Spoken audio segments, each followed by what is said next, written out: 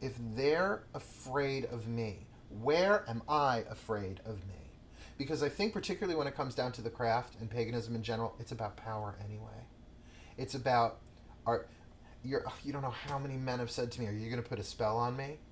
And some of them were asking from fear, and some of them were asking sort of like, "Ooh, would you please?" Men have asked me to put spells on them, which is, don't do that. Never give a witch permission to put spells on you. That kind of carte blanche, that blank check. Never give permission to let anybody do anything. Well, I mean, if it's help me with my finances, help me heal this. Be specific. Protect me, whatever. Surround me with good energy. I mean, otherwise, what's Reiki? I mean, you can't really give Reiki without someone's permission. Right. But, that idea is that these are all about negotiating boundaries, and I think you have to look at psychological projection in that.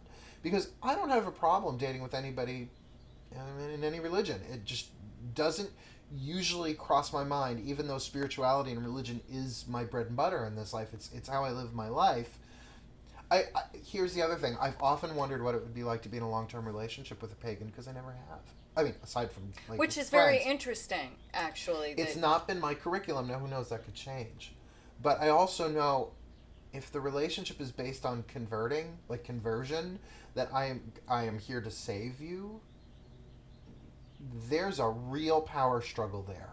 Because you can only save yourself. You can only save yourself through your own divine connection. I really have seen that. I don't think it's possible to beat someone into salvation. I think the best you could do is love someone as they are, unconditionally, warts and all, pardon the witch reference there, to just really love and see the best in that person. Because then I think once you got that, you're pulling a Gandhi. You're saying, I'm only here to give and to love and to enjoy this process, and learn and grow and heal will come along. Mm. And I think I think the thoroughest answer I can give. Otherwise, we're getting into the words of this book says that versus my book says this. The semantics? It's never going to work out. It's right. never going to work out, because both, I guess the word is liturgy. The liturgy of both traditions, and I've used that word a little lightly on the pagan side of it, is too varied. Mm-hmm. You could support or deny any argument.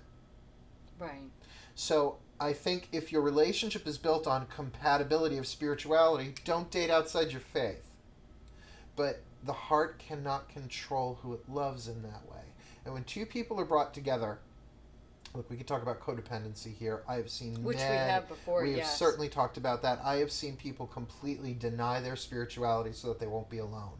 But that's a spiritual lesson. And will get you in the end. It absolutely does. Because you will end up alone. You will. Or miserable with somebody. And abuse. I mean, it's a form of abuse. Unconditional love. See, this is like one of those, what I call a lead balloon statement.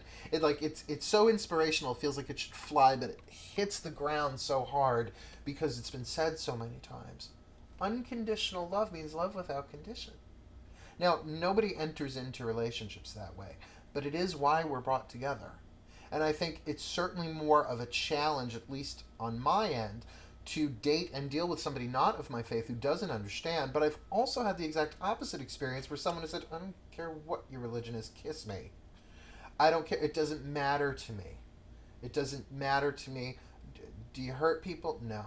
Are you eating babies? No. Do you like me? Yeah. Check, please. And we're out in the car. So I have to say, I've had a lot of good experiences, and I've had a lot of intense, challenging learning experiences. I can't call them bad experiences that way. But as far as a holy war, if you can't lay down the white flag, don't bother getting into bed. That's my answer.